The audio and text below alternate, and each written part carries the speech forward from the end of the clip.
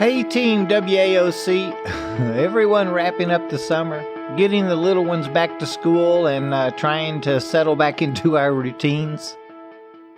July was a whooping for me professionally. Nothing really got out of hand, I just got overloaded, I think. I had a few 10-day classes come up, which was really great. I really enjoy instructing those logistics classes. I filled in or covered a couple of other positions for the company as well. Again, nothing really major, just my work week was expanded by several hours. Today I thought we'd talk a little bit about our work-life balance, or is that even really a thing? I've heard those words from quite a few of my associates over the last 2 months, and I've tried learning a little bit about it. Another thing I've been thinking about is our responsibilities as employees. I know we're always talking about being that employee and how that is our own responsibility, but I'm realizing in today's world and workforce, it's more important than ever, I think. Okay, so work-life balance. A lot of people are talking about it, but what does it really mean, you may ask? There's tons of information and articles online. Just browse it. It's worth checking out.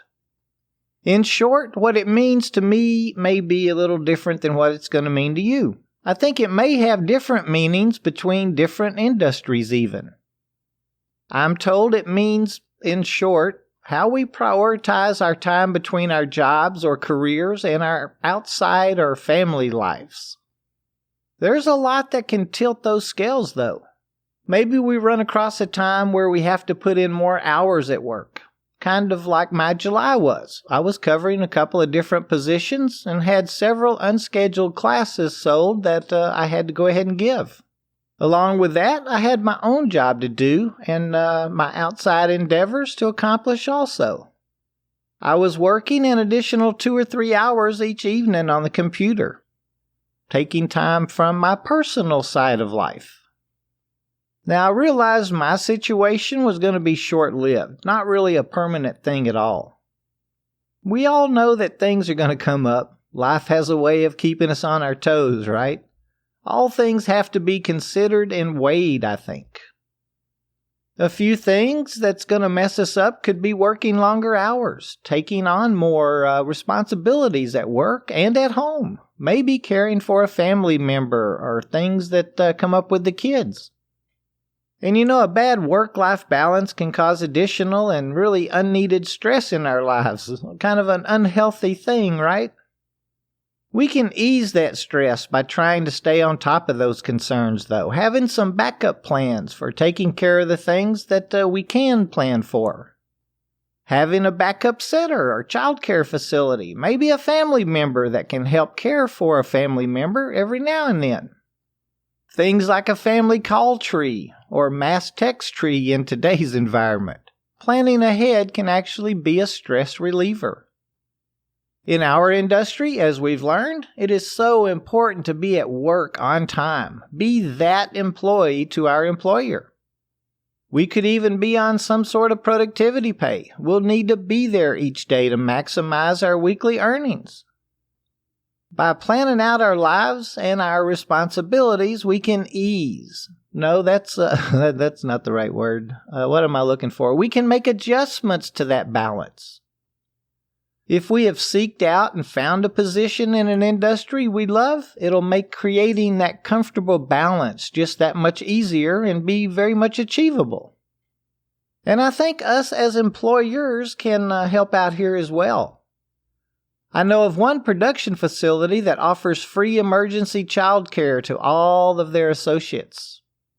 Let's see, how do I explain this? So you can't really bring your child every day. However, for those occasional days where your provider is not available, or maybe holidays when they're closed, the company has you covered. I think your children can attend like once a week if needed, and of course every holiday. Employers are starting to realize we all need a little help from time to time, achieving that good work-life balance. As order selectors, put away and replenishment fork operators, receivers, what else? Unloaders and loaders, production type, positions, we'll struggle much more with those work-life balances. We have jobs with responsibilities. If we're not there, our teammates have to pick up the slack, and those cases still have to be moved. In these positions, we will miss out on things at home from time to time. As we've learned, pay is based on the willingness to work hard and accept more responsibility. Achieving a great work-life balance, or even a balance tilted a bit in either direction, can work for us, though. Oh, here's a quick story I just thought of. Last week, I heard about a young lady who'd just been hired as a packer at a very large facility. On her second day, she asked to leave early to pick up her children. The supervisor didn't have a problem with it, so she left. The next day, she just left early without speaking to anyone.